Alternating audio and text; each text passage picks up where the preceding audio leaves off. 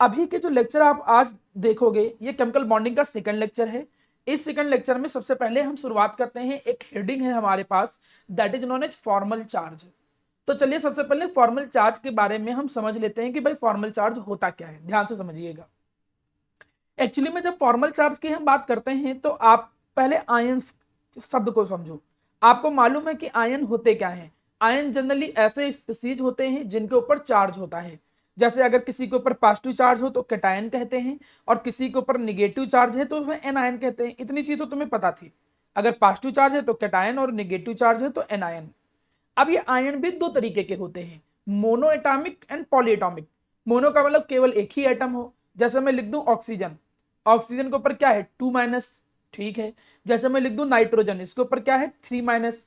जैसे मैं लिख दूं Mg2+, इसके ऊपर क्या है 2+। तो जब आप सिंगल एटम की बात करते हो तो उस सिंगल एटम के ऊपर जो चार्ज होता है उसको पता करना आसान है। मोनो एटॉमिक आयन अगर आपके पास है, mono atomic ion, mono atomic ion का मतलब होता है जब सिंगल एटम, जो मैंने आपको वैसे लुईस डॉट स्ट्रक्चर के होमवर्क दिए थे, कई बच्चों ने, एक दो बच्चों ने खाली भेजा है, बाकी बच्चों ने नहीं भेजा। मुझे आज क्लास अलाउ नहीं करनी से चाहिए थी। हो गया है लेकिन से सेंड नहीं कर पाया था। चलिए मैं उस बारे में बाद में बात करता हूँ, अभी अपन यहाँ ध्यान दो। हमने कहा कि मोनो एटॉमिक अगर आयन होता है, मोनो एटॉमिक आयन का मतलब एक एटम, और अगर उसके ऊपर चार्ज है तो उसका चार्ज एक्चुअली में उसी एटम के ऊपर होता है। आपको कंफर्म है कि भाई ये 2 नेगेटिव किसके ऊपर है, इस ऑक्सीजन के ऊपर है।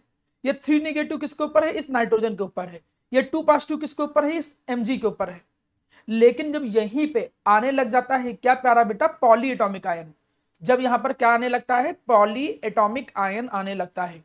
पॉली एटॉमिक आयन का मतलब जब कई सारे एटम हो। जैसे मैं एग्जांपल बात करूं कार्बोनेट आयन, अब ये कार्बोनेट आयन है। अब कार्बोनेट आयन में ये जो दो निगेटिव चार्ज है, ये जो 2 नेगेटिव चार्ज है, अब तुमको नहीं पता है कि ये निगेटिव चार्ज कार्बन के ऊपर है कि ऑक्सीजन के ऊपर है, तुम्हें नहीं मालूम है। और ऑक्सीजन भी एक दो थोड़ी है, 3 ऑक्सीजन है।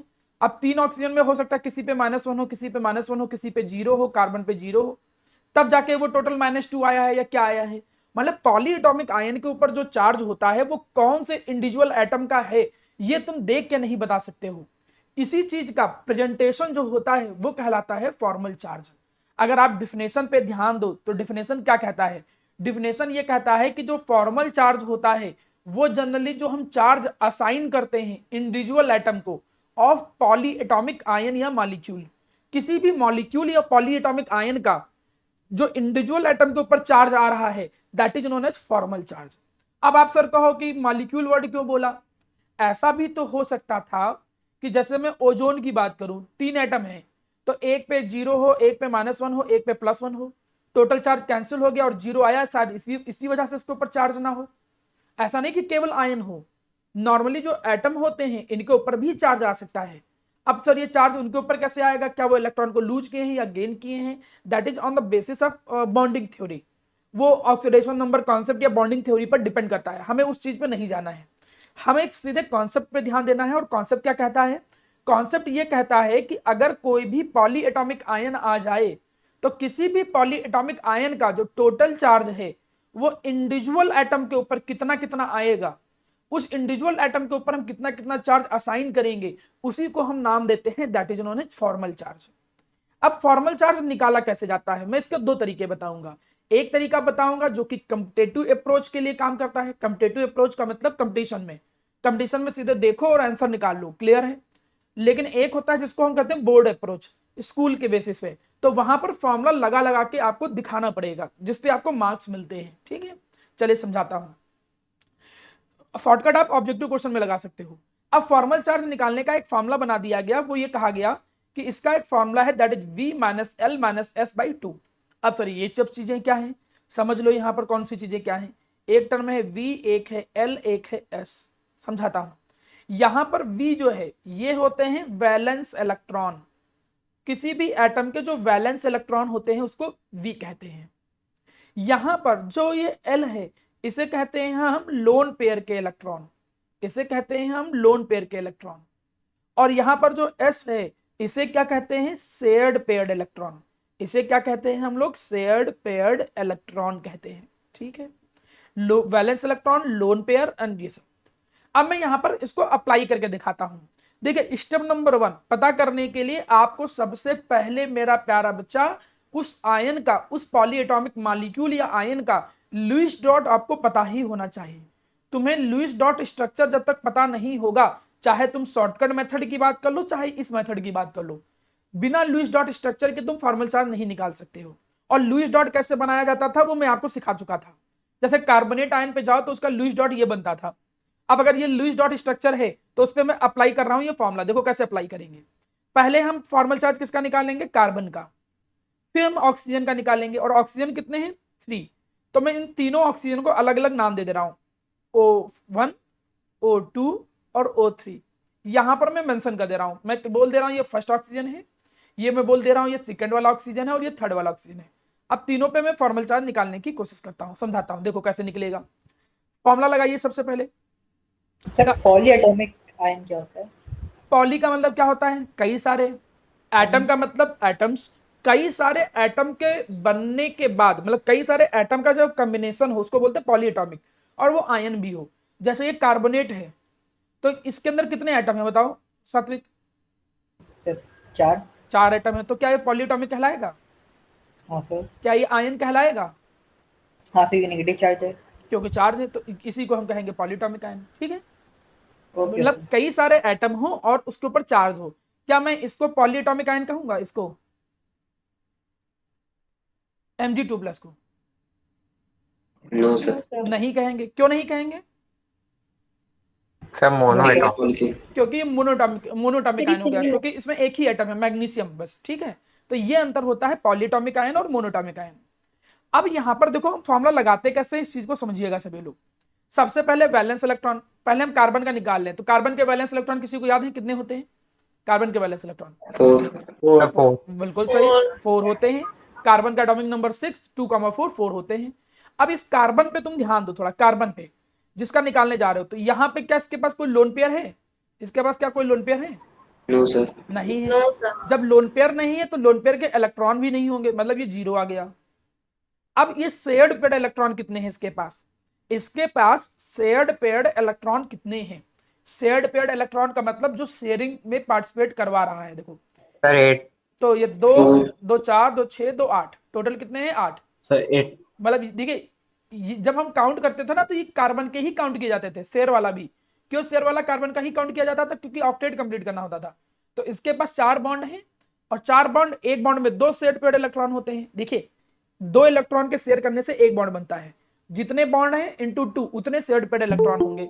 तो यहां पर तुम क्या देख रहे हो कि यहां पर जो शेयर्ड पेयर्ड इलेक्ट्रॉन है वो शेयर्ड पेयर्ड इलेक्ट्रॉन कितने हैं 8। तो यहां पर तुमने लगा दिया 8/2 और सॉल्व कर लिया, तो कार्बन के ऊपर चार्ज कितना आया 0। इससे प्रूफ हो गया कि कार्बन पे 0 चार्ज होगा। अब आगे बढ़ते हैं, इस पहले ऑक्सीजन पे ट्राई करता हूं फॉर्मूला लगा के। ऑक्सीजन के वैलेंस इलेक्ट्रॉन कितने होते हैं कोई बताए? ऑक्सीजन के वैलेंस इलेक्ट्रॉन 6। हाँ 6 होते हैं, 2,6 होता है, एटॉमिक नंबर 8 है। तो 6 हो गए ऑक्सीजन के वैलेंस इलेक्ट्रॉन माइनस। अब हमें जरा देख के बताओ ये पहले वाले ऑक्सीजन पे कितने लोन पेयर के इलेक्ट्रॉन हैं? सर 6, हाँ लोन पेयर के इलेक्ट्रॉन कितने हैं 6। तो बिल्कुल सही, 6 माइनस 6 हो गया। और इसके पास बॉन्ड पेयर के इलेक्ट्रॉन कितने हैं? सर 2, तो ये 2/2 आ गया। यहां पे जब तुमने इसको सॉल्व किया तो देखो कितना आएगा -1। यहां पे सॉल्व किया तो -1 आया। अब नेक्स्ट ऑक्सीजन पे आ जाओ। अब सेकंड वाले ऑक्सीजन पे आ गए। सेकंड वाला ऑक्सीजन बिल्कुल सेम ही है। क्यों बिल्कुल सेम है? क्योंकि हाँ वैलेंस इलेक्ट्रॉन 6 हैं और लोन पेयर भी इसके पास 6 ही हैं और बॉन्ड पेयर भी उतने ही हैं, तो सेकंड वाला तो बिल्कुल सेम है। तो इसका भी फॉर्मल चार्ज कितना आया -1 आया। अब इस ये थोड़ा गलत बना है, ठीक है, ये थोड़ा सा गलत बना हुआ है। क्या? Lewis dot structure. यहां पर ये 4 होंगे केवल, ठीक है, तभी ऑक्टेट कंप्लीट होगा। तो गलत बन गया, ठीक, थोड़ी इमेज डाल दिया ना, इमेज की वजह से गलत हो गया, ठीक। देखो अब ये देखो 2 2 4 और 4 8 ऑक्टेट कंप्लीट है। अब इसका निकालो। अब इस ऑक्सीजन का जब तुम निकालने के लिए जाओगे तो देखो वैलेंस इलेक्ट्रॉन ऑक्सीजन के 6 ही होते हैं। लोन पेयर के इलेक्ट्रॉन देखो कितने हैं 2 2 4, तो यहां पर 4 रख दिया। और यहां पर ये बॉन्ड पेयर के इलेक्ट्रॉन कितने हैं 4, तो बॉन्ड पेयर के इलेक्ट्रॉन जो है 4 4/2। तो यहां पर जब तुमने सॉल्व किया तो देखो कितना निकला 0। इससे पता क्या चलता है? इससे तुम्हें सबका चार्ज निकल के आ गया। देखो कैसे चार्ज निकल के आ गया। इससे तुम्हें यह पता चला कि यहां पर बॉन्डिंग कुछ ऐसे है, और इससे तुम्हें यह पता चला कि जो नॉर्मल वाले सिंगल बॉन्ड वाले थे ऑक्सीजन इस पे -1 निकला चार्ज, इस पे -1 निकला, मतलब इन दोनों पे -1 निकला, और इस पे 0 निकला और उस पे भी 0 निकला। तो अब आपको पता चला होगा कि कार्बोनेट के ऊपर जो 2 नेगेटिव है वो किस पे है, इस ऑक्सीजन पे है और इस ऑक्सीजन पे है। तो यही जो टोटल चार्ज था, देखो कार्बोनेट पे जो टोटल 2 नेगेटिव था, वो 2 नेगेटिव किस पे है वो निकालना था, निकाल लिया, तुमने काम खत्म। अब मैं इसी को एक और क्वेश्चन पे अप्लाई करके सिखाता हूं जिससे थोड़ा कॉन्फिडेंस आए। पहले तो आप बहुत अच्छे से दिमाग में ये याद रखो कि फॉर्मल चार्ज, मैं शॉर्टकट भी सिखाऊंगा, शॉर्टकट सेकंड में होता है, ठीक, उसमें कोई टाइम नहीं लगता है। पहले लॉन्ग कट मेथड सीख लीजिए जो बोर्ड में दिया रहता है। फॉर्मल चार्ज निकालने का जो फॉर्मुला देखा, that is V - L - S/2। Valence electron, lone pair के इलेक्ट्रॉन, शेयर्ड पेयर के इलेक्ट्रॉन, ऊपर केवल इलेक्ट्रॉन के नंबर ही हैं, ठीक। अब हम ओजोन का निकालेंगे। अब सर यही दो मॉलिक्यूल क्यों? मैं जनरली जब एक्सप्लेनेशन करता हूं तो उन एग्जाम्पल को ज्यादा लेके चलता हूं जो स्कूलों में या ज्यादा पूछा जाता है। मैं जितने भी 8-10 सालों से आप लोगों के एग्जाम के पेपर देख रहा हूं और उसमें जो आ सकता है मैं उन्हीं एग्जाम्पल को यहीं पे ही पढ़ा देता हूं, ठीक। अब सबसे पहले तुम्हें फॉर्मल चार्ज अगर निकालना है तो लुईस डॉट तो चाहिए ही चाहिए। लुईस डॉट स्ट्रक्चर तुमको चाहिए ही चाहिए, चाहे तुम शॉर्टकट तरीका लगाओ चाहे लॉन्ग कट तरीका लगाओ। अब लुईस डॉट कैसे बनाएंगे? किसी को पता था लुईस डॉट का सबसे पहला नियम क्या सिखाया था शॉर्टकट वाला, कि आपको क्या निकालना है? Number of bond, valence electron, number of covalent bond निकालने थे। नंबर ऑफ कोवेलेंट बॉन्ड का फॉर्मूला था n-a/2। कोई बताएगा जरा n की वैल्यू यहाँ कितनी है? 24। देखो जो मेहनत नहीं करेगा मैं उसको के साथ कुछ नहीं कर सकता हूँ बेटा।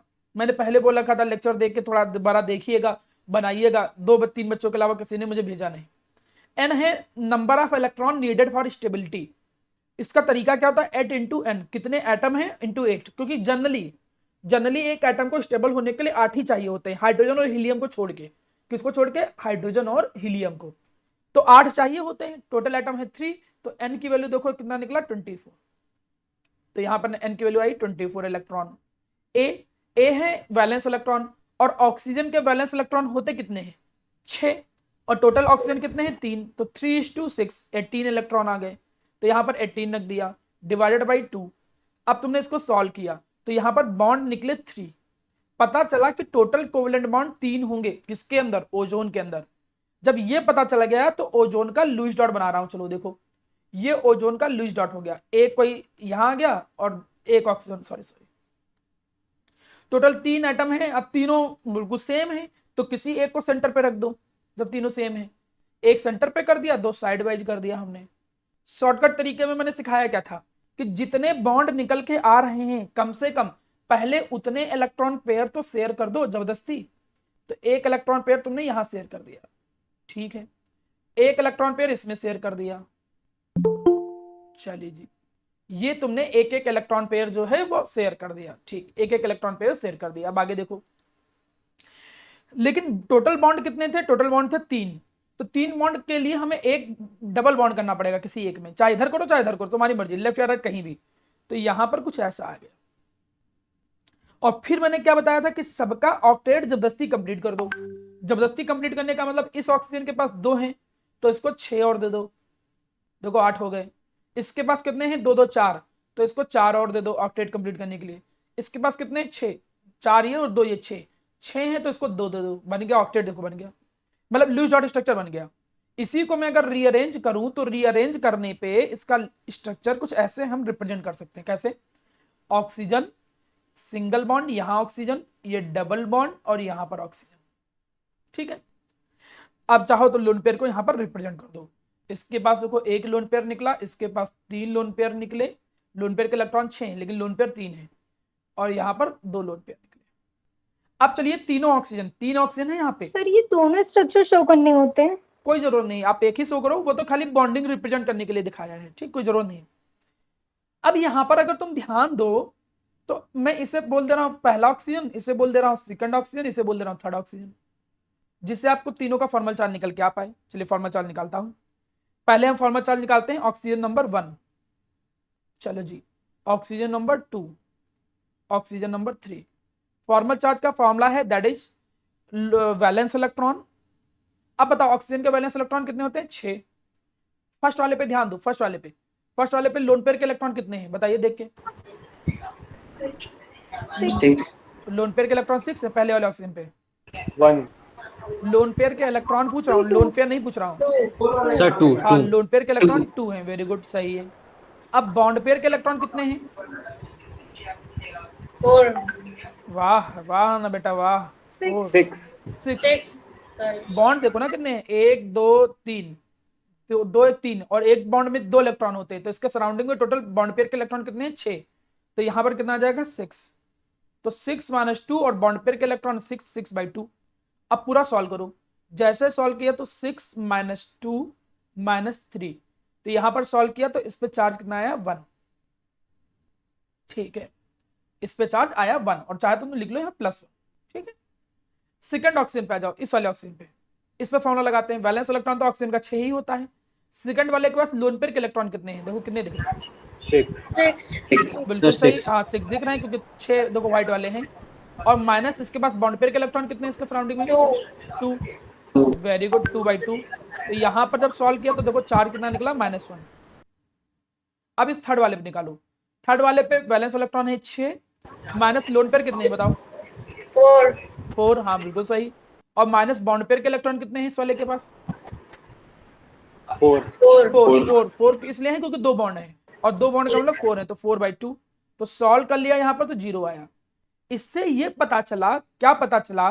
कि ये जो ओजोन का मॉलिक्यूल था, तुमको ये पता चला कि ये जो ओजोन का मॉलिक्यूल था, इसमें जो ऊपर वाला ऑक्सीजन था, इस पे चार्ज आया है +1, इस पे चार्ज आया है -1, और इस पे चार्ज आया है 0। इसी वजह से जब तुम टोटल चार्ज का सम करोगे, देखो कितना आएगा? 0 आ जाएगा, माइनस प्लस कैंसिल हो जाएगा। यही वजह थी कि ओजोन के ऊपर तुम्हें कोई चार्ज नहीं दिख रहा था, तुमको इसके ऊपर कोई चार्ज नहीं दिख रहा था। आपके मन में आए कि सर ओजोन के ऊपर कोई चार्ज ही नहीं, तो एटम पे क्या आएगा? एटम पे भी 0 0 आएगा। ऐसा नहीं है, एटम पे चार्ज अलग अलग आ सकता है इंडिविजुअली। तो फॉर्मल चार्ज कुछ ऐसा निकाला जाता है। मेनली 2 ही क्वेश्चन पे तुम ज्यादा ट्राई करो, एक कार्बोनेट पे ट्राई करो, एक ओजोन पे ट्राई करो। सीबीएसई बोर्ड के अधिकतर स्कूल और आईएससी के भी स्कूलों में देखिए ये वाला पोर्शन बहुत कम आता है एग्जाम में, लेकिन मैं नहीं चाहता हूं कि मैं कोई भी चीज छोड़ दूं, स्किप कर दूं। आपको कम से कम पता तो यार हर चीज होनी चाहिए। तो अगर यहां पर ध्यान दिया जाए तो हम ये बोलेंगे कि फॉर्मल चार्ज निकालने का ये फॉर्मूला लगाओगे, किसी भी एटम के वैलेंस इलेक्ट्रॉन उसके लोन पेयर के जितने इलेक्ट्रॉन हो माइनस बॉन्ड पेयर के जो इलेक्ट्रॉन हो, shared pair electron divided by 2 करके फॉर्मल चार्ज निकाल लोगे। अब आते हैं शॉर्टकट पे, चलिए शॉर्टकट वापस आते हैं। अब शॉर्टकट मेथड क्या कहता है समझिएगा, शॉर्टकट मेथड क्या कहता है ये तुम तब अप्लाई करोगे जब कंपटीशन में कभी बैठे हुए हो, या फिर मेरा प्यारा बच्चा कोई ऑब्जेक्टिव क्वेश्चन कर रहे हो। अब इतना टाइम थोड़ी फॉर्मूला लगाओ, आप ये बस ये देखो कि अगर if number of total electron greater than valence electron then negative charge, तो निगेटिव चार्ज आएगा। और कितना आएगा? जितना ज्यादा हो। अगर नंबर ऑफ टोटल इलेक्ट्रॉन उस एटम के सराउंडिंग में वो लेस देन है वैलेंस इलेक्ट्रॉन के, ठीक है, तो उस पे क्या आएगा? पॉजिटिव चार्ज आएगा। और अगर नंबर ऑफ टोटल इलेक्ट्रॉन जो हैं वो इक्वल देन है वैलेंस इलेक्ट्रॉन के, तो यहां पर कितना आएगा? 0 चार्ज आएगा। समझाता हूं, देखो तुम इस वाले को देखो, ऑक्सीजन के सराउंडिंग में कितने इलेक्ट्रॉन, सराउंडिंग की बात कर रहा हूं, अब टोटल नहीं, ये टोटल लिखना ही नहीं चाहिए था मुझे, मैं थोड़ा गलत लिख दिया हूं। मैं यहां टोटल की जगह लिख दे रहा हूं surrounding, number of just surrounding, जिससे आपको कंफ्यूज भी ना हो। Number of just surrounding electron, यहां पर जस्ट सराउंडिंग इलेक्ट्रॉन जितने हैं, यहां पर वही देखो आप कैसे। अब तुम यहां पर देखो शॉर्टकट मेथड में, इस ऑक्सीजन के पास सराउंडिंग में कितने इलेक्ट्रॉन थे? 2 2 4 2 6 और ये एक 7, ये टोटल 8 हो जाएंगे। लेकिन वो तो एक उसका था, इसके पास सराउंडिंग में कितने हैं? 7। और ऑक्सीजन का वैलेंस इलेक्ट्रॉन कितना होता है बताओ जरा, ऑक्सीजन का वैलेंस इलेक्ट्रॉन कितना होता है? 6। और उससे कितने ज्यादा है? एक ज्यादा है। अगर इलेक्ट्रॉन सराउंडिंग वाले इलेक्ट्रॉन ज्यादा है वैलेंस इलेक्ट्रॉन तो निगेटिव आएगा। कितने ज्यादा है? 1, तो इसलिए देखो -1 आएगा इस पे चार्ज। देखो यही आया था, -1 चार्ज आया था। दूसरा भाई दूसरे पे ट्राई कर लो, जैसे तुम कार्बन पे ट्राई करो, क्यों ना कार्बन पे इसको ट्राई कर लिया जाए। कार्बन को तुम देखो, अब कार्बन को तुम अगर देख रहे हो तो कार्बन के जस्ट बगल में देखो 1 2 3 4, जस्ट बगल में 4 है। और कार्बन के वैलेंस इलेक्ट्रॉन कितने होते हैं? 4 ही, तो 4 ही होते हैं, इसलिए चार्ज इसके कितना आया? 0, क्योंकि जो जस्ट सराउंडिंग वाले इलेक्ट्रॉन है वो वैलेंस इलेक्ट्रॉन के इक्वल हैं, इसलिए 0 चार्ज आया। इस ऑक्सीजन पे देखो, अच्छा इस ऑक्सीजन के सराउंडिंग में कितने इलेक्ट्रॉन हैं? 1 2 3 4 5 6 7, टोटल 8 है, लेकिन जस्ट सराउंडिंग में 7 है। और वैलेंस इलेक्ट्रॉन कितने होते हैं? 6, तो एक ज्यादा है, तो एक ज्यादा का मतलब एक निगेटिव, तो सेकंड वाले पे भी देखो एक निगेटिव आएगा। नीचे वाले पर अप्लाई करके देखो, नीचे वाले पर अप्लाई करके अगर देखें तो जस्ट पास में कितने हैं? देखो 1 2 3 4 5 6, पास में है 6, टोटल 8 है लेकिन पास में केवल 6 हैं, और वैलेंस इलेक्ट्रॉन भी 6 ही होते हैं, इसीलिए देखो उस पर चार्ज कितना आया? 0। सीधा सा रूल है, तुम उस एटम के जस्ट बगल में देखो कितने इलेक्ट्रॉन हैं, अगर वो इलेक्ट्रॉन वैलेंस इलेक्ट्रॉन के इक्वल हैं तब तो 0 चार्ज आएगा उस पर। अगर वो ज्यादा है इलेक्ट्रॉन तो इलेक्ट्रॉन के कारण निगेटिव चार्ज आता है, जितने ज्यादा होंगे उतना निगेटिव आएगा, कम है तो पॉजिटिव चार्ज आएगा। यही रूल अब अप्लाई करके देखता हूं किस पे? ओजोन पे। ओजोन पे देखो, अब आपको मालूम है कि ऑक्सीजन के वैलेंस इलेक्ट्रॉन कितने होते हैं? 6। इसके पास में कितने हैं? देखो 2 2 4 2 6 और 1 7, टोटल कितने हैं? 7। 7 है तो उस पर चार्ज कितना आएगा? एक निगेटिव, देखो एक निगेटिव आ गया। इस पे देखो जस्ट सराउंडिंग में, जस्ट सराउंडिंग में बताओ इस वाले पे जस्ट सराउंडिंग में कितने हैं? मैं जिसे पूछूं, दीपांशु बताओ, आफिया या दीपांशु या श्रेया में से, इस वाले सर के किस वाले में? ये 7 जस्ट सराउंडिंग की बात करूं, जस्ट सराउंडिंग में कितने हैं? 5। 5। देखो कैसे, 2 2 4 और 1 5, और वैलेंस इलेक्ट्रॉन कितने होते हैं? 6, तो वैलेंस इलेक्ट्रॉन से एक कम है, इसीलिए देखो इस पे एक पॉजिटिव आया था। अब सिमिलरली मैं बात करूं यहां पे, इसके जस्ट सराउंडिंग में देखो कितने इलेक्ट्रॉन है? बताओ जरा कोई एक लोग, अमन, अस्मिता, इसके जस्ट सराउंडिंग में कितने इलेक्ट्रॉन है? सर 6 तो एक साथ 2 2 4 2 6, टोटल 8 है लेकिन सराउंडिंग में 6 है, तो 6 है तो, और वैलेंस इलेक्ट्रॉन भी 6 होते हैं, इसलिए इस पर चार्ज कितना आएगा? 0। मतलब आप लूज डॉट बनाओ तो जबरदस्ती फार्मूला लगाने की जरूरत ही नहीं कि लोन पेयर काउंट करो, ये काउंट करो, फार्मूला लगाओ, थोड़ा टाइम तुम्हारा आधा तो बच ही जाएगा। जहां वहां लग रहा था 10 सेकंड, तो यहाँ पे 5 या 6 सेकंड में काम चल जाएगा, 4-5 सेकंड में। आप बस देखो कि सराउंडिंग के इलेक्ट्रॉन अगर वैलेंस इलेक्ट्रॉन के इक्वल है तो 0 चार्ज, ज्यादा है तो नेगेटिव चार्ज, कम है तो पॉजिटिव चार्ज। सीधा सा रूल है। आपको देखो ये फॉर्मल चार्ज वाली कहानी आपको आनी चाहिए थी। ये उन बच्चों को समझ में केवल आया होगा जिन्होंने लूज डॉट की प्रैक्टिस की होगी, जिसने लूज डॉट की प्रैक्टिस नहीं की है तो आई एम सॉरी बेटा, आपको समझ में नहीं आया होगा। ठीक है, चलिए आगे बढ़ता हूं। अब नया टॉपिक है तो अब आपको ज्यादा परेशान होने की जरूरत नहीं है, अब आपको सबको समझ में आएगा। ठीक है, अच्छा थोड़ा सा रह गया है, उसको भी कंप्लीट कर देता हूं। यहां मेरे सामने एक टाइप है that is known as type of covalent bond. Covalent bond generally दो तरीके से डिवाइड किया जाता है। एक को हम लोग बोलते हैं पोलर कोवेलेंट बॉन्ड, एक को हम लोग बोलते हैं पोलर कोवेलेंट बॉन्ड, और एक को हम लोग बोलते हैं non polar covalent bond. Actually polar और नॉन पोलर कोवेलेंट बॉन्ड किस बेसिस पे आता है? ये पोलैरिटी जो होती है, पोलैरिटी का मतलब एक तरीके से चार्ज, ये पोलैरिटी जो होती है ये डिपेंड करती है मेरा प्यारा बच्चा किस पे? ये डिपेंड करता है ऑन द इलेक्ट्रोनेगेटिविटी, इलेक्ट्रोनेगेटिविटी के डिफरेंस पे डिपेंड करता है। जैसे कई सारे कोवेलेंट बॉन्ड है, मैं कुछ एग्जांपल देता हूं। जैसे मैं एग्जांपल यहां लेता हूं क्लोरीन। अब तुमने क्लोरीन की बात किया, क्लोरीन ने क्या किया था कि दूसरे क्लोरीन के साथ एक एक इलेक्ट्रॉन शेयर किया था। 10th में भी पढ़ा है तुमने और यहां भी पढ़ा चुका था मैं, एक एक इलेक्ट्रॉन शेयर किया था उसने। लेकिन यहां पे शेयरिंग में बिल्कुल नॉर्मल चीज है। क्यों नॉर्मल चीज है? क्योंकि यहां पर दोनों की इलेक्ट्रोनेगेटिविटी सेम है। इलेक्ट्रोनेगेटिविटी अगर सेम है तो डिफरेंस 0 आएगा। मुद्दा है डिफरेंस पे, तो दोनों सेम एटम है तो इलेक्ट्रोनेगेटिविटी भी सेम होगी। अब सर इलेक्ट्रोनेगेटिविटी क्या होती है? इलेक्ट्रॉन को खींचने की पावर। पीरियोडिक टेबल में आपको शायद इलेक्ट्रोनेगेटिविटी का ट्रेंड बताया गया हो, अगर नहीं बताया गया हो तब भी मैं बता दूं, इलेक्ट्रोनेगेटिविटी का मतलब होता है इलेक्ट्रॉन को अपनी तरफ खींचने की पावर। जितना साइज छोटा होता है उतना इलेक्ट्रोनेगेटिविटी की पावर बढ़ती है। उम्मीद करता हूं शायद छूट गया होगा तो मैं कवर कर लूंगा। फिलहाल इलेक्ट्रोनेगेटिविटी होता कैसे था? पीरियोडिक टेबल में अगर तुम जाओ तो जो इधर होते थे ये इलेक्ट्रोनेगेटिव होते थे ज्यादा, और इधर होते थे इलेक्ट्रोपॉजिटिव। बाकी मैं ट्रेंड अलग से सिखा दूंगा आपको। तो दोनों सेम एटम है तो इलेक्ट्रोनेगेटिविटी सेम है। इसकी वजह से होगा क्या? इसकी वजह से ये होगा कि ना तो ये इलेक्ट्रॉन को खींच पाएगा ज्यादा, ना ये खींच पाएगा। लेकिन जब कोवेलेंट बॉन्ड के बीच में इलेक्ट्रोनेगेटिविटी का डिफरेंस आने लगता है, जैसे मैं बात करूं HF, अब ये हाइड्रोजन है, ये फ्लोरीन है। अब इन लोगों ने, दोनों लोगों ने क्या किया था कि मिलके ये डील की थी कि एक एक इलेक्ट्रॉन शेयर कर लो, क्योंकि फ्लोरीन को एक चाहिए था 8 मेंटेन करने के लिए और हाइड्रोजन को एक चाहिए था 2 मेंटेन करने के लिए, तो इन दोनों ने मिलके एक एक इलेक्ट्रॉन शेयर कर लिया था। जब शेयर कर लिया था तो बॉन्ड कैसे बन के आया था, ये बॉन्ड कुछ ऐसे बन के आया था। लेकिन यहां है क्या, यहां ये बात है कि जो फ्लोरीन है ये मोर इलेक्ट्रोनिगेटिव है। सर ये कैसे जाना, वो तुमको खुद आइडिया लग जाएगा। पीरियोडिक टेबल में फ्लोरीन यहां होता है और हाइड्रोजन इलेक्ट्रोनिगेटिव होते ही है, और ये लेस इलेक्ट्रोनिगेटिव है। तब जब मोर इलेक्ट्रोनिगेटिव और लेस इलेक्ट्रोनिगेटिव है तो फ्लोरीन इन इलेक्ट्रॉन को अपनी तरफ खींच लेगा। जैसे घर में क्या होता है कि छोटे पे देखते होगे कि 2 भाई बहन है माना, और उसमें बराबर बराबर बांट दिया गया, लेकिन भाई थोड़ा ज्यादा ताकतवर है तो वो छोटी बहन से छीन लेता सामान थोड़ा बहुत, ठीक, वो ज्यादा खा लेता है। होते उसमें से 2 लोगों को बांटा गया तो एक लोग थोड़ा ज्यादा खा ही जाता है, कोई भी चीज डिस्ट्रीब्यूट की जाती है।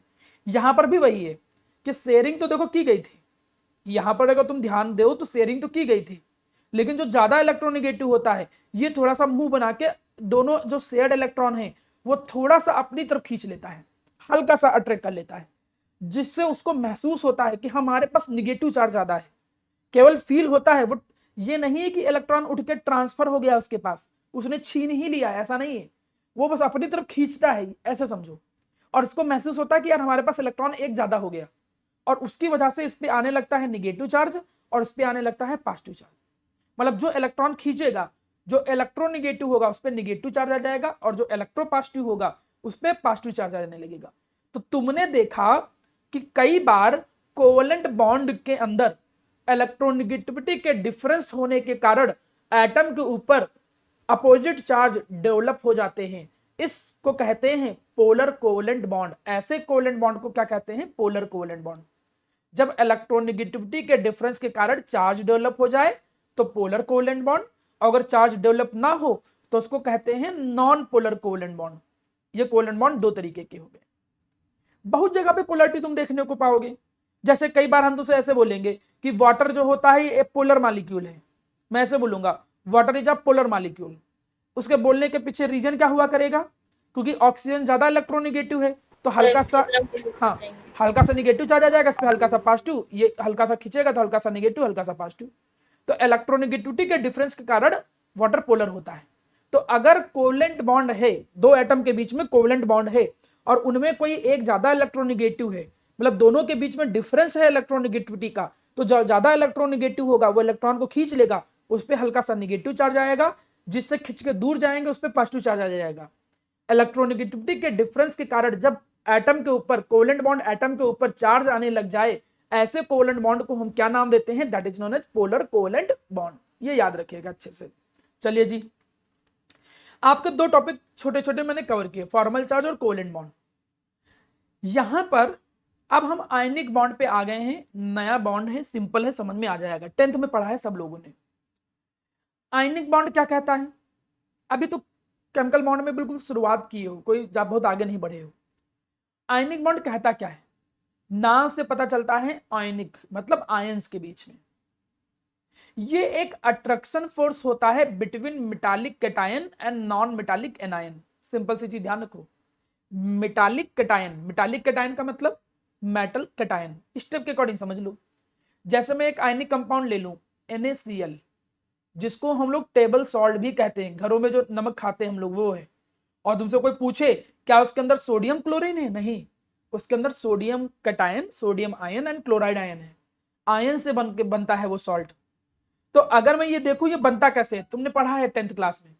तो स्टेप नंबर 1, मेटल जो होते हैं, मेटल वो क्या करते हैं, loose electron and form cation, और वो क्या बनाते हैं, कैटायन बनाते हैं। भाई क्यों लूज करते हैं सर, मेटल की तो टेंडेंसी होती है इलेक्ट्रॉन को लूज करने की, फॉर गेटिंग द स्टेबिलिटी। देख लो सोडियम है, कॉन्फ़िगरेशन क्या है 2,8,1, तो ये तो चाह ही रहा है कि हम यार 1 इलेक्ट्रॉन लूज कर दें, जैसे 1 इलेक्ट्रॉन लूज करेंगे तो आउटर मोस्ट में 8 हो जाएंगे। तो ये 1 इलेक्ट्रॉन लूज करके क्या बनाता है, कैटायन बनाता है, और उस कैटायन को हम क्या नाम देते हैं, मेटालिक कैटायन। क्यों मेटालिक कैटायन कहते हैं, क्योंकि मेटल से बना है। देखो स्टेप नंबर 2, स्टेप नंबर 2 क्या होता है कि जो नॉन मेटल होता है, नॉन मेटल वो क्या करता है, गेन दैट इलेक्ट्रॉन, वो उस इलेक्ट्रॉन को गेन करता है और क्या बनाता है, एनायन बनाता है। नॉन मेटल की टेंडेंसी होती है इलेक्ट्रॉन को गेन करने की। देख लो क्यों, जैसे क्लोरीन था, कॉन्फ़िगरेशन होता है 2,8,7, आउटर मोस्ट में 7 इलेक्ट्रॉन है, तो खुद ही चाह रहा है यार एक इलेक्ट्रॉन हमको गेन हो जाए, क्योंकि जैसे वो एक इलेक्ट्रॉन को गेन करेगा तो उस पर कौन सा चार्ज आ जाएगा, Cl माइनस 2,8,8। अब तुमने देखा कि भाई इसके ऊपर क्या आ गया, एक पे आ गया पॉजिटिव चार्ज और एक पे आ गया निगेटिव चार्ज। तो यहां पर तुमको देखने को मिलता है कि पॉजिटिव और निगेटिव के बीच में एक अट्रैक्शन फोर्स लगने लगता है। ये तो तुमने पढ़ा ही है कि पॉजिटिव निगेटिव को अट्रैक्ट करता है, और इसी अट्रैक्शन फोर्स को ही हम एक नाम देते हैं, that is known as ionic bond. ये है क्या, ये है अट्रैक्शन फोर्स। तुम खुद ही देखो ये क्या है, अट्रैक्शन फोर्स। किसके बीच में लग रहा है, कैटायन। और कौन सा कैटायन, मेटालिक कैटायन, हम क्या बोलेंगे, मेटालिक कैटायन। और कौन सा एनायन, नॉन मेटालिक एनायन। और कौन सा एनायन, नॉन मेटालिक एनायन। समझ में ध्यान नहीं दीजिएगा, ये मेटल से बना है या नॉन मेटल से बना है। देखो यही डिफिनेशन भी लिखा है, attraction force between metallic cation, metal का जो कैटायन है, और नॉन मेटालिक एनायन जो है, इनके बीच में जो अट्रैक्शन फोर्स होता है, उस अट्रैक्शन फोर्स को हम क्या कहते हैं, आयनिक बॉन्ड। 10th में लगभग सब लोगों को पता ही है। देखो यही हो रहा है, ये सोडियम एक इलेक्ट्रॉन लूज कर रहा है, ये गेन कर रहा है, ये लूज करेगा, ये गेन करेगा, फिर इनके बीच में फोर्स लगने लगेगा पॉजिटिव निगेटिव के बीच में। मतलब एक तरीके से ये बॉन्ड बनता है किसके कारण, due to transfer of electron. ये बॉन्ड बनता है due to transfer of electron के कारण, इलेक्ट्रॉन के ट्रांसफर के कारण ये बॉन्ड बनता है। एक चीज और समझो, यही चीज देखो यहां पर समझाया भी गया है। ये सोडियम कह रहा है इससे कि भैया हमारा एक इलेक्ट्रॉन तुम एक्सेप्ट कर लो, तो उसने ट्रांसफर कर दिया अपना इलेक्ट्रॉन, और ये दांत निकालती हुई इलेक्ट्रॉन एक्सेप्ट कर ली, तो पॉजिटिव निगेटिव जो है दोनों के बीच में एक बॉन्ड बन गया, और हम कहेंगे आयनिक बॉन्ड क्रिएट हो गया। तो जनरली एक बेसिक आयनिक बॉन्ड का कॉन्सेप्ट समझ में आ रहा होगा। मेटल इलेक्ट्रॉन को लूज करता है, कैटायन बनाता है, नॉन मेटल इलेक्ट्रॉन को गेन करता है, एनायन बनाता है, और उस कैटायन और एनायन के बीच में एक अट्रैक्शन फोर्स लगने लगता है, that is known as ionic bond. Simple सी चीज है।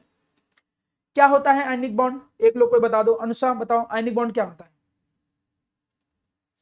Sir, the attraction, force of attraction between metallic cation and non-metallic anion. बिल्कुल सही। अगर तुम थोड़ा थोड़ा भी ध्यान दोगे तो ऐसा नहीं होता है कि ऑनलाइन मोड में पढ़ा नहीं जा सकता है।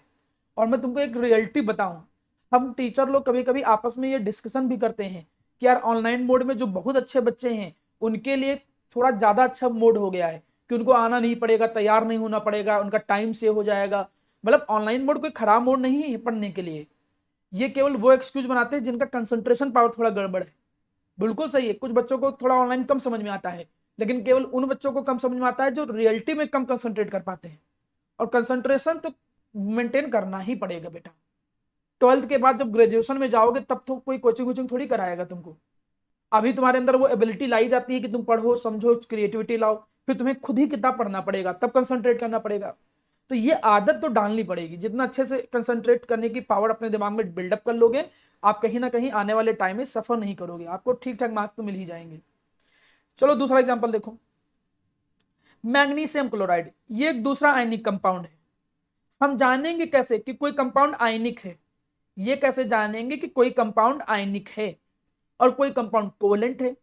It is based on electronegativity difference.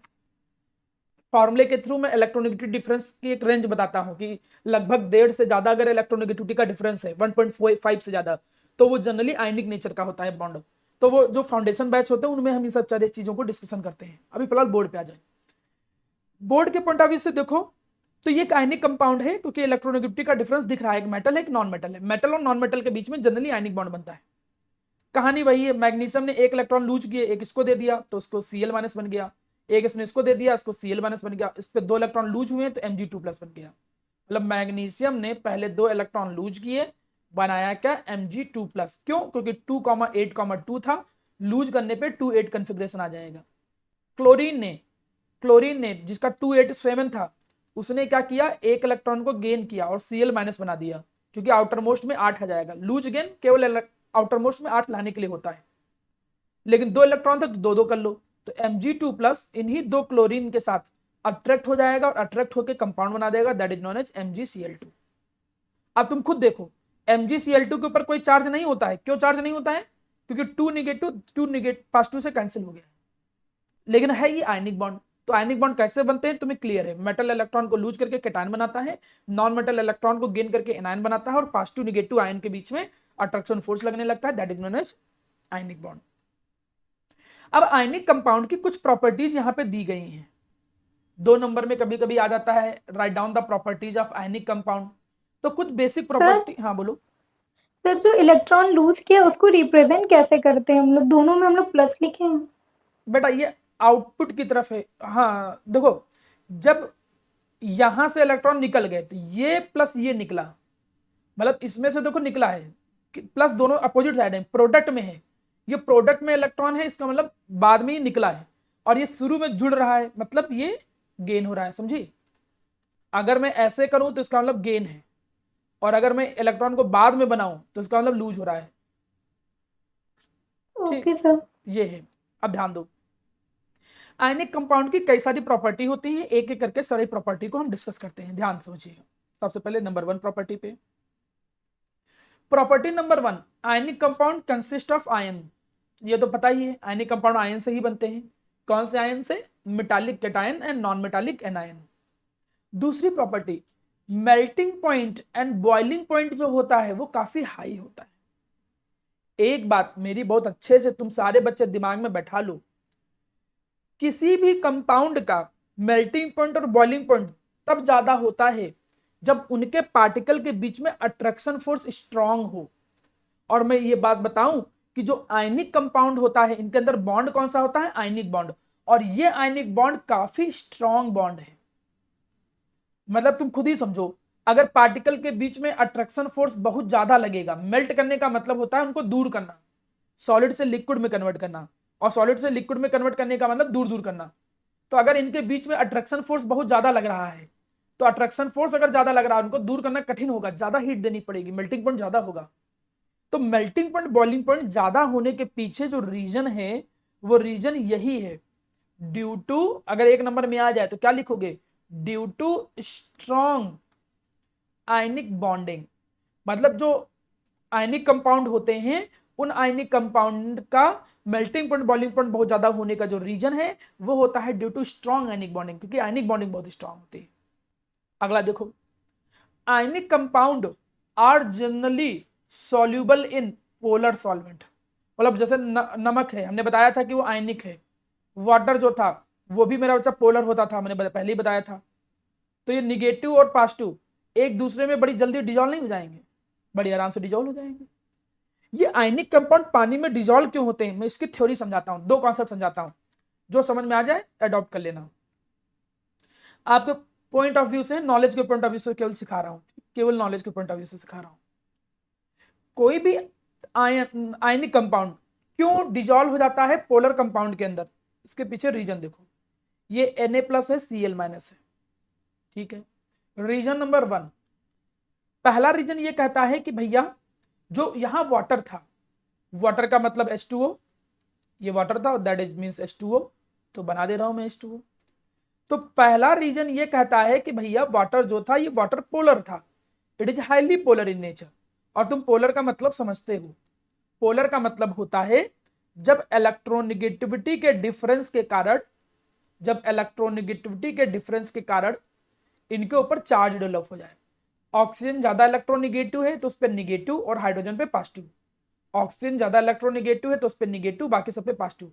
और ये जो साइन बना रहा हूं इट इज डेल्टा, डेल्टा का मतलब स्लाइटली, बहुत थोड़ा, तो इस पे हल्का सा निगेटिव, इस पे हल्का सा पॉजिटिव, इस पे हल्का सा पॉजिटिव। तो जो पहला रीजन होता है वो ये होता है due to attraction of, due to attraction of opposite ion. जो अपोजिट आयंस होते हैं इन अपोजिट आयन के बीच में अट्रैक्शन होता है, मतलब Na+ को ये निगेटिव वाला खींच लेगा और Cl- को पॉजिटिव वाले खींच लेंगे, जिसकी वजह से ये दोनों टूट जाएंगे, इनके बीच का बॉन्ड कमजोर हो जाएगा। डिजॉल्व होने का मतलब यही होता है, सॉल्ट के डिजॉल्व होने का मतलब है कि कैटायन वाला हिस्सा टूट जाए, एनायन वाला हिस्सा टूट जाए, और जब टूटेगा तभी वो जल्दी से डिजॉल्व हो पाएगा। ये बात नियम ध्यान समझना। तो ये अपोजिट आयन जब अट्रैक्ट करते हैं, निगेटिव वाला ऑक्सीजन वाला और इस Cl- को हाइड्रोजन पॉजिटिव वाला, ये जब खींचेंगे तो ये बॉन्ड टूट जाएगा, और बॉन्ड जब ब्रेक कर जाएगा तो इसके अंदर डिजॉल्व हो जाएगा। तो रीजन नंबर 1 डिजॉल्व होने का। कि पोलैरिटी होने के कारण, वाटर के पोलर होने के कारण और आयनिक कंपाउंड के पोलर होने के कारण अपोजिट चार्ज एक दूसरे को अट्रैक्ट करते हैं, जिससे वो बॉन्ड जल्दी टूट जाता है। पॉइंट नंबर 2, एक ये थोड़ा फिजिक्स वाली थ्योरी है। फिजिक्स वाली थ्योरी ये कहता है कि अगर कभी भी दो चार्ज हैं प्लस और माइनस, तो इनके बीच में जो कूलम फोर्स लगता है वो भी आयनिक फोर्स ही है, आयनिक बॉन्ड ही है। इस फोर्स को मैथमेटिकली कुछ ऐसे निकाला जाता है 1/4πε0 के Q1 Q2 upon R square. यहां पर K जो होता है ये डाइलेक्ट्रिक कांस्टेंट होता है। सर डाइलेक्ट्रिक कांस्टेंट क्या होता है? अब ये सब मैं आपको नहीं सिखाने जा रहा हूं, बस ये समझो कि ये कई मटेरियल की सॉल्वेंट की प्रॉपर्टी होती है। जैसे रिफ्रैक्टिव इंडेक्स नहीं पढ़ा था लाइट में, रिफ्रैक्टिव इंडेक्स कि लाइट कितने अच्छे से पास होगी कि नहीं पास होगी, वो रिफ्रैक्टिव इंडेक्स पे डिपेंड करता था। तो वो रिफ्रैक्टिव इंडेक्स पे डिपेंड करता था। तो यहां पर डाइलेक्ट्रिक कांस्टेंट एक चीज आ जाती है। तो ये जो अट्रैक्शन फोर्स है दोनों आयन के बीच में, वो डाइलेक्ट्रिक कांस्टेंट के इनवर्सली प्रोपोर्शनल है। अब दूसरा रूल समझो कि जो डाइलेक्ट्रिक कांस्टेंट होता है एयर का, वो बहुत कम होता है वाटर के कंपैरिजन में। मतलब वाटर के अंदर डाइलेक्ट्रिक कांस्टेंट काफी ज्यादा होता है। अब होता क्या है कि ये थ्योरी ये कहता है कि जैसे इस सॉल्ट को पानी में लाया गया Na+ और Cl- के बीच में, तो अब इन आयन के बीच में वाटर के मॉलिक्यूल कुछ आ जाएंगे, इनके बीच में वाटर के मॉलिक्यूल आ जाएंगे। अब आपको सर वाटर के मॉलिक्यूल कैसे आ जाएंगे, ये तो बहुत छोटा है इनके बीच। बड़ा ये थोड़ी डिस्टेंस पे थे, ऐसा नहीं कि बिल्कुल बगल बगल में, इनके बीच में स्पेस नहीं है। एक अट्रैक्शन फोर्स से बंधे थे, बट वाटर के छोटे छोटे मॉलिक्यूल यहां आ सकते हैं। पहले नॉर्मली जब हवा में रखे थे तो उन स्पेस के बीच में एयर मान सकते हो मॉलिक्यूलर लेवल पे जब जाओगे। अब जब वाटर के मॉलिक्यूल जाएंगे तो वाटर का डाइलेक्ट्रिक कांस्टेंट ज्यादा होता है, तो आपको मालूम है कि फोर्स क्या हो जाएगा, कमजोर। तो जैसे ही ये आयनिक बॉन्ड कमजोर होगा, मतलब जैसे ही तुम पानी में डालोगे, पानी का डाइलेक्ट्रिक कांस्टेंट ज्यादा होता है। डाइलेक्ट्रिक कांस्टेंट ज्यादा होने की वजह से जो आयनिक बॉन्ड था, ये आयनिक बॉन्ड क्या हो जाता है, वीक हो जाता है। जैसे ये वीक हो जाएगा तो वो आयंस में ब्रेक हो जाएगा आयनिक कंपाउंड, और जैसे वो आयन में ब्रेक हो जाएगा तो वो तुरंत सॉल्युबिलिटी गेन कर लेगा, मतलब वो सॉल्युबल हो जाएगा। सॉल्युबिलिटी गेन नहीं मतलब सॉल्युबल हो जाएगा। तो ये दो थ्योरीज अलग अलग किताबों में मिलती हैं, नॉर्मल कुछ इंडियन बुक में। सर? हाँ सर आयनिक बॉन्ड वीक हो जाता है, उससे पहले एक स्टेप आपने क्या बताया? उसके पहले कोई स्टेप नहीं बताया। आयनिक बॉन्ड वीक हो जाता है, उसके पहले बस हमने ये बताया कि वाटर का जो डाइलेक्ट्रिक कांस्टेंट होता है वो एयर से ज्यादा होता है। पहले जब सर नमक, जैसे पहले नमक रखा है तो एयर में रखा है, जैसे यहाँ रख दे हम तो एयर में रखा है, तो इनके आयन के बीच में एयर भरी है। जब पानी में डालेंगे तो पहले तो टूटता है थोड़ा बहुत, इस वजह से थोड़ा बहुत टूटता है, और टूटने के बाद इनके बीच में वाटर आ जाएगा, और जब वाटर आ जाएगा तो और फोर्स कमजोर हो जाएगा, और जब और फोर्स कमजोर हो जाएगा तो और अच्छे से वो ब्रेक कर जाएगा, मतलब और अच्छे सॉल्युबल हो जाएगा। तो दो थ्योरी नंबर 1 और थ्योरी नंबर 2 ये काम करती हैं किसी भी आयनिक सॉल्ट के पानी में डिजॉल्व होने के पीछे।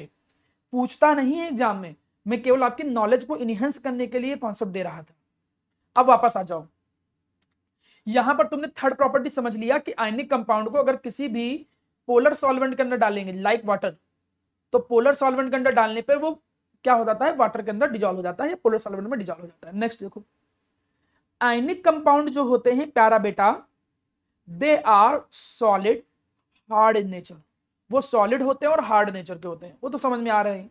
हार्ड नेचर के और सॉलिड होने के पीछे रीजन है वही same reason, due to strong ionic bonding.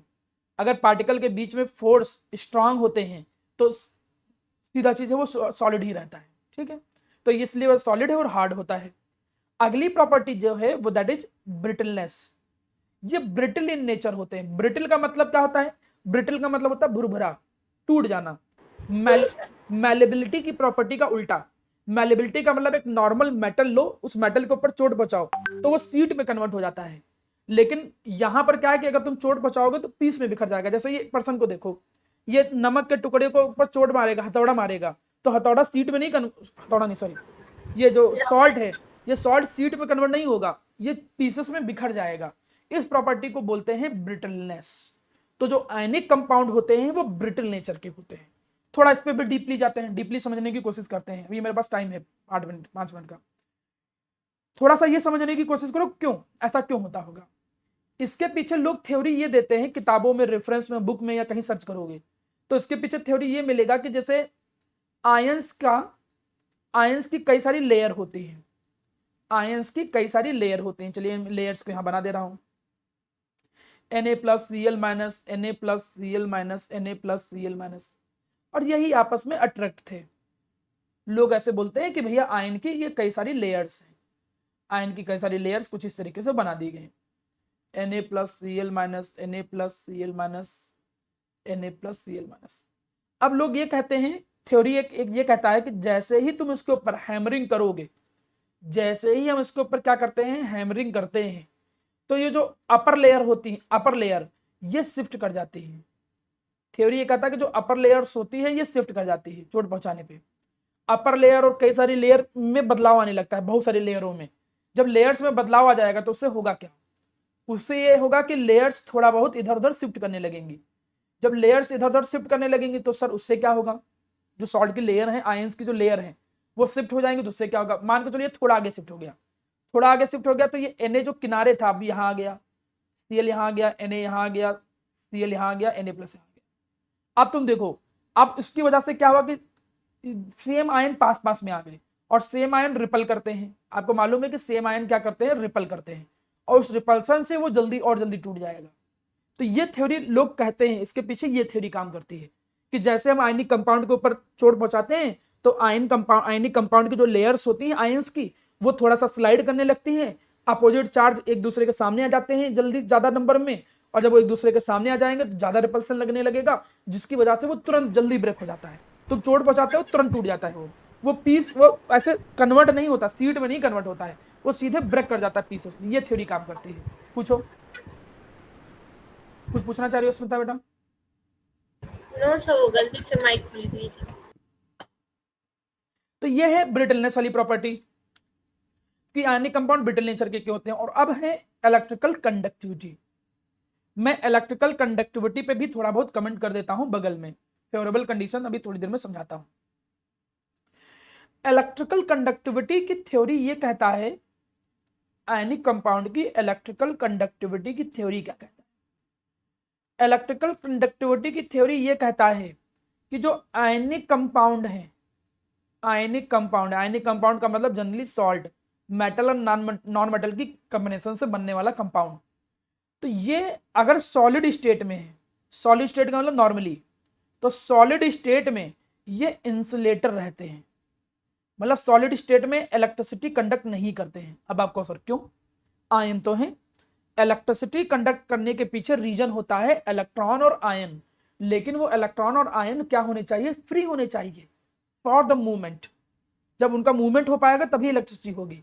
तो क्या बोलोगे, इन सॉलिड स्टेट, रीजन क्या बोलोगे, in solid state ions are present, ions present होते हैं जरूर, very good, but they are not free to move, but they are not free to move, मतलब वो फ्री नहीं होते हैं मूवमेंट करने के लिए। क्यों भैया फ्री नहीं होते मूवमेंट करने के लिए? Because they are bonded with each other, they are bonded with each other, वो एक दूसरे के साथ क्या होते हैं, बंधे होते हैं by strong ionic force, strong ionic bonding, वो एक स्ट्रॉन्ग आयनिक बॉन्ड के थ्रू आपस में बंधे हुए हैं। आयंस हैं तो, लेकिन आयंस बंधे हुए हैं बहुत स्ट्रांगली एक दूसरे से, इस वजह से वो मूवमेंट नहीं कर पाएंगे आयन, और आयन मूवमेंट नहीं करेगा तो इलेक्ट्रिसिटी कंडक्ट नहीं करेगा। तो इसी वजह से तुम बड़ा सा नमक का टुकड़ा लाओ, नमक के टुकड़े के अंदर एक वायर इधर लगाओ, एक वायर इधर लगाओ, और बैटरी से जोड़ो या किसी इलेक्ट्रिकल सर्किट से जोड़ो, तो वो कंडक्ट नहीं करेगा, आयन है लेकिन वो कंडक्शन नहीं शो करेगा। लेकिन उसी जगह पे अगर तुम उसको एक्वस मीडियम में ले आओ, ऐसा नहीं कि तुमको पहली बार बताया जा रहा है, एक्वस या फिर मॉल्टन स्टेट में लाओ, तो एक्वस या मॉल्टन स्टेट में गुड कंडक्टिविटी शो करते हैं। ये क्या शो करते हैं, गुड कंडक्टिविटी, ये कंडक्टिविटी ज्यादा अच्छे से शो करते हैं। कारण क्या है कि मॉल्टन और एक्वस स्टेट में, इन मॉल्टन और एक्वस स्टेट या फिर मॉल्टन स्टेट में आयंस बिकम फ्री, आयंस जो हो जाते हैं वो क्या हो जाते हैं, बिकम्स फ्री टू मूव, वो मूवमेंट करने के लिए क्या हो जाते हैं, फ्री हो जाते हैं, और जब वो मूवमेंट करने के लिए फ्री हो जाएंगे तो कंडक्टिविटी शो करने लगेंगे। तो ये छठी प्रॉपर्टी है इलेक्ट्रिकल कंडक्टिविटी की। आयनिक कंपाउंड हार्ड होते हैं, रिजिड होते हैं, आयनिक कंपाउंड का मेल्टिंग पॉइंट बॉइलिंग पॉइंट ज्यादा होता है, ionic compound polar medium, polar solvent के अंदर डिजॉल्व हो जाएंगे। आयनिक कंपाउंड इलेक्ट्रिसिटी कंडक्ट करते हैं मॉल्टन एंड एक्वस स्टेट में, सॉलिड में कंडक्ट नहीं करते हैं। आयनिक कंपाउंड ब्रिटल नेचर के होते थे। तो कई सारी प्रॉपर्टी आपने आयनिक कंपाउंड की पढ़ ली। आयनिक कंपाउंड बनते हैं मेटालिक कैटायन और नॉन मेटालिक एनायन से, ठीक है। मेटल इलेक्ट्रॉन लूज करता है, कैटायन बनाता है, नॉन मेटल इलेक्ट्रॉन गेन करता है, एनायन बनाता है। अब ये लास्ट 1 नंबर का क्वेश्चन और बता देता हूं, then you are free. 1 number में कभी कभी क्वेश्चन आ जाता है 1 मार्क में कि आयनिक कंपाउंड की फेवरेबल कंडीशन क्या होती है। अब वो पुराने क्लासिकल क्वेश्चन नहीं आते हैं कि यार डिफरेंस बताओ, प्रॉपर्टी लिख के दिखाओ, ऐसे नहीं आते हैं। कुछ इस तरीके से क्वेश्चन पूछता है कि right the favourable condition for the formation of ionic bond, ionic bond बनने की फेवरेबल कंडीशन बताओ। तो फेवरेबल कंडीशन तो तब होगी जब मेटल जो है वो इलेक्ट्रॉन जल्दी लूज करे, भाई जल्दी लूज करे तभी, और नॉन मेटल जो है जब वो इलेक्ट्रॉन को जल्दी गेन करे। मैंने पीरियोडिक टेबल में पढ़ाया था आपको, जब इलेक्ट्रॉन लूज करना होता है तो आयनाइजेशन एनर्जी चाहिए होती है, और हम चाहेंगे कि कम रिक्वायर्ड हो। जब रिक्वायर्ड एनर्जी कम होगी तो जल्दी निकल जाएगा।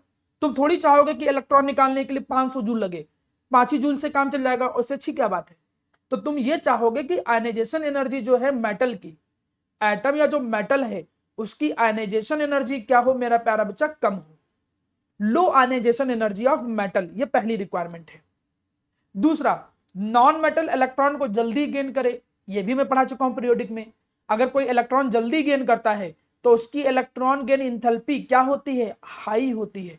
हाई का मतलब मोर निगेटिव, यही लिखा है कि जो नॉन मेटल हो उसकी इलेक्ट्रॉन गेन इंथैल्पी क्या हो, हाई, मतलब मोर निगेटिव हो, मोर निगेटिव हो, जिसकी वजह से नॉन मेटल इलेक्ट्रॉन जल्दी गेन करेगा, मेटल इलेक्ट्रॉन जल्दी लूज करेगा लो आयनाइजेशन एनर्जी के कारण, जिससे कैटायन जल्दी बनेगा। नॉन मेटल इलेक्ट्रॉन जल्दी गेन करेगा जिससे एनायन जल्दी बनेगा। और high value of lattice energy होनी चाहिए। अब ये लैटिस एनर्जी क्या है ये नेक्स्ट लेक्चर में हम डिस्कस करेंगे। बस ये तीनों पॉइंट जरूर याद रखो। 1 नंबर में कई बार एग्जाम में पूछा जाने वाला क्वेश्चन है कि आयनिक कंपाउंड की फेवरेबल कंडीशन क्या होती है, तो आपको ये फेवरेबल कंडीशन याद होनी चाहिए प्यारा बेटा। मेटल की आयनाइजेशन एनर्जी लो हो जिससे इलेक्ट्रॉन जल्दी निकले, कैटायन जल्दी बने। नॉन मेटल की इलेक्ट्रॉन गेन एंथैल्पी ज्यादा हो जिससे एनायन जल्दी बने, और बॉन्ड स्ट्रांग हो इसके लिए लैटिस एनर्जी ज्यादा होनी चाहिए। ये 3 रीजन जब होंगे तभी आयनिक कंपाउंड स्ट्रांग बनेगा और जल्दी बनेगा। ये तो फेवरेबल कंडीशन हुई आयनिक बॉन्ड के बनने की। लैटिस एनर्जी क्या होती है ये नेक्स्ट लेक्चर के कंटेंट में हम आपके साथ डिस्कस करेंगे, ठीक है।